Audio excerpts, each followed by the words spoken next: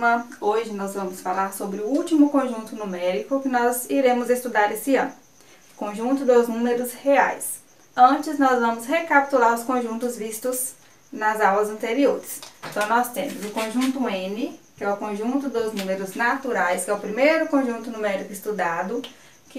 Quais são os elementos pertencentes a esse conjunto? 0, 1, 2, 3, 4 e infinito.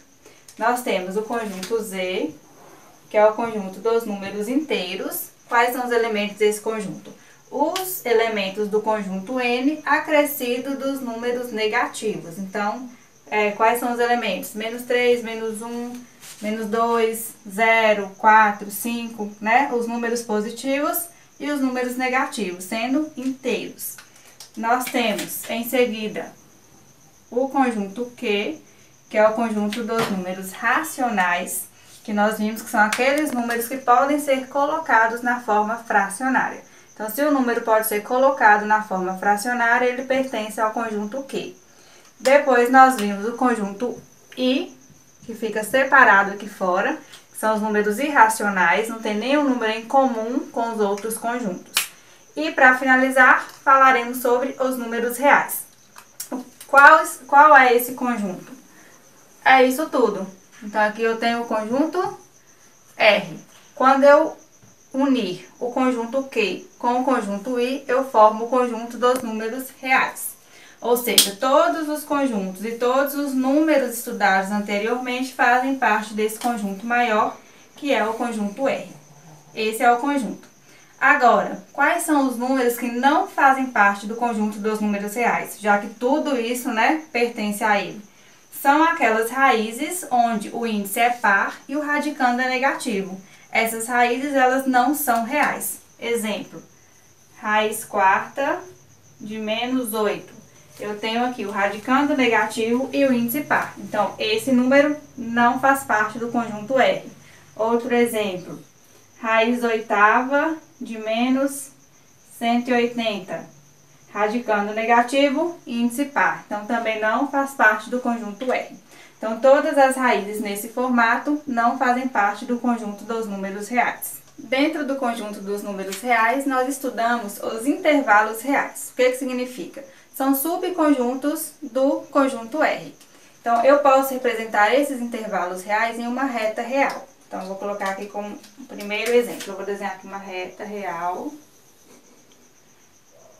Nessa reta, como que eu represento esses subconjuntos? Vocês irão utilizar bolinha fechada, que é a bolinha colorida, bolinha aberta, que é a bolinha sem colorir. Quando o elemento pertencer ao conjunto, vocês vão utilizar bolinha fechada. Quando o elemento não pertencer ao conjunto, vocês vão utilizar bolinha aberta. Para facilitar, quando que vocês vão utilizar isso? Bolinha fechada, quando tiver o símbolo de maior ou igual, menor ou igual, porque esse traço aqui de igual embaixo significa que o elemento pertence ao conjunto. E bolinha aberta vocês vão utilizar para maior ou para menor, sem o traço de igual embaixo. Vamos para um exemplo mais prático. Vou colocar aqui.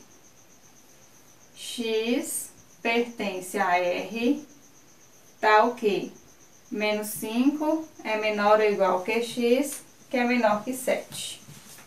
O que isso significa? Eu estou representando esse intervalo real nessa escrita diferente aqui, tá? Então, eu posso escrevê-lo na reta ou eu posso escrevê-lo nesse formato aqui de subconjunto. Então, o que isso significa? Que eu tenho um elemento x, um número x, que pertence ao conjunto dos números reais, tal que quem pode ser esse elemento x? Pode ser todos os números que estão entre menos 5 e 7, incluindo menos 5, porque tem o traço embaixo, e excluindo o 7, porque não tem o traço embaixo. Então, eu chego até próximo ao 7, mas o 7 não vai entrar no nosso subconjunto. O menos 5 vai entrar porque tem o traço embaixo. Então, a gente vai utilizar bolinha fechada para o menos 5, por causa do traço de igual lá. Então, aqui, bolinha fechada para o menos 5 e bolinha aberta para o 7. Então, todos esses números que estão nesse intervalo pertencem a esse subconjunto. Então, qualquer um desses números aqui fazem parte desse subconjunto e satisfazem, né, o que nós estamos querendo aqui, que são os números que estão entre menos 5 e 7, incluindo 5, menos 5 e excluindo o 7.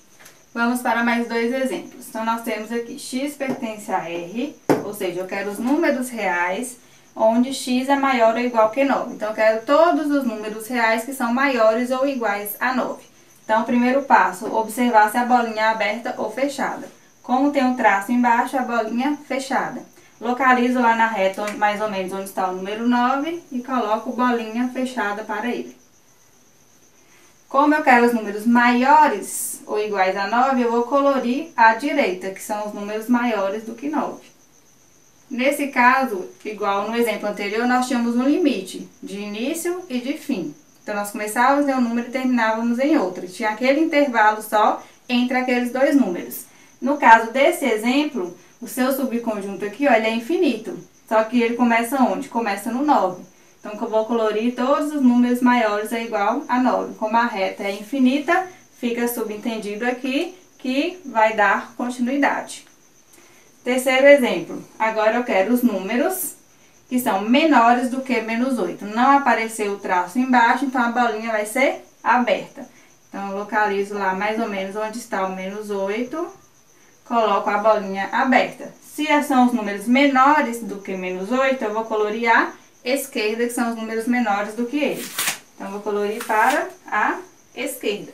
Então, aqui eu representei esses dois subconjuntos em uma reta, representando os intervalos reais. Bom, por hoje é só. Finalizamos aqui os nossos estudos sobre conjuntos numéricos. As operações são todas aquelas que vocês já viram nos conjuntos anteriores. Adição, subtração, multiplicação, divisão, potenciação e radiciação, tá? São essas operações que vocês precisam saber fazer. Aí vocês precisam saber fazer essas operações tanto com os naturais, tanto com os inteiros, racionais e irracionais. E juntando tudo isso, nós temos os números reais. Então, se vocês já sabem fazer essas operações, é só aplicá-las aqui agora no novo conjunto, que é o nosso conjunto R, tá certo? Até a próxima aula, um beijo para vocês.